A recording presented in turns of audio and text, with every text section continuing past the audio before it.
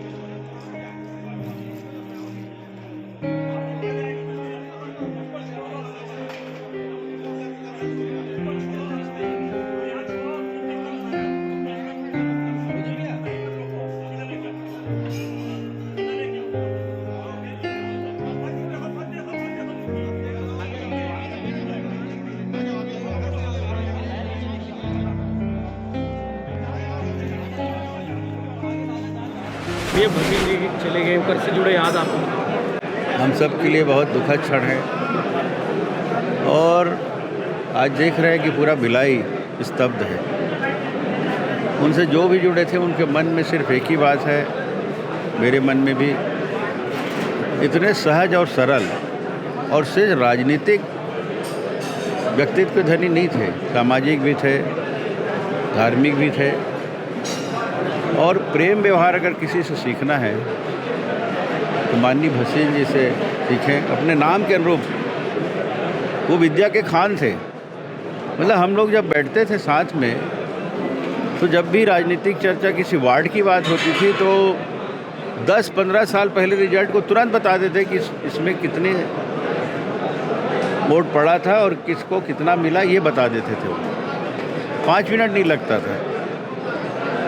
सामाजिक रूप से उस वार्ड में कितने लोग रहते हैं इसकी भी जानकारी उनके पास थी और वो राजनीति के मर्मज्ञ थे। 50 साल का लंबा उम्र उन्होंने इस राजनीति में बिताया है, मगर इस बीच में कभी भी एक पारिवारिक संबंध में राजनीतिक वाड़े नहीं दिए। मैं उनके परिवार के साथ बैठता था, भैया जिस तरीके से परिवार की जिम्मेदारी निभाते थे उसी तरह राजनीति में भी, और पार्टी के प्रति तो इतना उसको आत्मिक लगाव था कि कोई अगर पार्टी के खिलाफ बोले या पार्टी में रहने वाले कोई पार्टी के विरुद्ध में कोई बात कहे या पार्टी के विरुद्ध में काम करे, उसके लिए वो बौखला जाते थे। ऐसा लगता था कि अगर सामने रहे तो वो पता नहीं क्या कर डालेंगे। इस भाव से जितने सरल और सहज थे उतने गलत कार्यों के लिए वो आक्रोशित भी हो जाते थे। और आज मेरे को तो बहुत प्यार किए। 2000 आज से 22 साल पहले से मेरा उनका संबंध है। जब मैं नगर पालिका अध्यक्ष था, वो मुझे छोटे भाई के रूप में मानते थे। अभी भी जब हॉस्पिटल में वो बीमार थे तो मोहित, उनके दामाद हैं, छोटे दामाद, उनको बोलते थे विजय को फ़ोन लगाओ, सांसद जी को फ़ोन लगाओ। मतलब जब से मैं सांसद बना था तब से मेरा नाम लेके नहीं पुकारे हो, सांसद जी करके। और कभी अचानक फ़ोन आता था, कहाँ पे हैं सांसद जी, बैठना चाहते हैं। कभी मैं उनके घर चल देता था, कभी वो मेरे घर आ जाते थे और बहुत लंबी बात होती थी। ये यादें मेरे ज़हन में हैं और सदा रहेगी। हमारे एक बड़े भैया को हमने खोया है और उनसे जो अनुभव लिए हैं उसका लाभ निश्चित रूप से राजनीति में मिल रहा है। मैं ईश्वर से यही कामना करता हूँ कि इन जैसे व्यक्तित्व के धनी अगर पुनर्जन्म सत्य है तो फिर से एक बार इसी परिवार में उनको जन्म दे, और ताकि इनका प्यार, इनका स्नेह, इनका मार्गदर्शन हम सबको मिलता रहे। विद्यारतन भसीन जी पारिवारिक रूप से जनसंघ और फिर बाद में भारतीय जनता पार्टी के बहुत ही अनुशासित, कर्मठ और मेहनती कार्यकर्ता रहे। महापौर के रूप में बहुत लोकप्रिय रहे। विधायक के रूप में भी जितनी सहजता और सरलता से लोगों के लिए उपलब्ध रहकर उनकी सेवा करना, उनकी मदद करना, एक बहुत ही अनुशासित, कर्मठ जननेता रहे। भारतीय जनता पार्टी के कर्मठ कार्यकर्ता रहे। ऐसे कार्यकर्ता के जाने से भारतीय जनता पार्टी में सभी कार्यकर्ता हम दुखी हैं। पार्टी के लिए ये अपूरणीय क्षति है। हम सब मिलकर उनके बताए हुए रास्ते पर चलकर पार्टी की मजबूती के लिए काम करेंगे। मैं परमपिता परमेश्वर से प्रार्थना करता हूं कि उन्हें अपने श्री चरणों में स्थान दे और उनके परिजन और उनके शुभचिंतकों को इस असीम दुख को सहने की शक्ति प्रदान करे, ऐसी प्रार्थना करता हूं। निश्चित रूप से पार्टी के लिए अपूरणीय क्षति है। प्रदेश भारतीय जनता पार्टी की ओर से मैं उन्हें अपनी विनम्र श्रद्धांजलि अर्पित करता हूं। ये सही है कि हमारे बहुत ही कर्मठ और जुझारू नेता रहे हैं, उनका जाना हमारे लिए अपूरणीय क्षति है, लेकिन हम सब कार्यकर्ता मिलकर उनके बताए हुए रास्ते पर चलकर पार्टी को मजबूती के लिए काम करेंगे। वरिष्ठ विधायक, पूर्व महापौर, हमारे विधायक साथी श्रद्धेय विद्यारतन भसीन जी हमारे बीच नहीं रहे। मैं उनको मेरी ओर से, मेरे दल की ओर से सत नमन करता हूँ, श्रद्धांजलि अर्पित करता हूँ। इस दुख की घड़ी में परिवारजनों को दुख सहने की शक्ति प्रदान करे, मैं यही ईश्वर से प्रार्थना करता हूँ। मृदुभाषी, मिलनसार, हंसमुख स्वभाव के हम विपक्ष में थे तब भी विधायक थे और सत्ता में हैं तब भी विधायक रहे, तो कहीं ना कहीं उनके साथ जो बिताए यादें आज भी यादें आती है। हम लोग हमेशा, भले अलग अलग दल के होते हुए भी, हम लोग जब विधानसभा में बैठते थे तो हर मुद्दों पर हम लोग चर्चा करते। उनका जाना छत्तीसगढ़ के लिए अपूर्ण क्षति है। मैं इनको सत नमन करते हुए ओम शांति। हम इस दुख की घड़ी में हमारी सरकार उनके परिवार के साथ खड़ी है। हमारे माननीय मुख्यमंत्री भूपेश बघेल साहब खड़े हैं। कहीं ना कहीं जो भी बातें होगी हमारी सरकार हर स्तर पर उनको समझ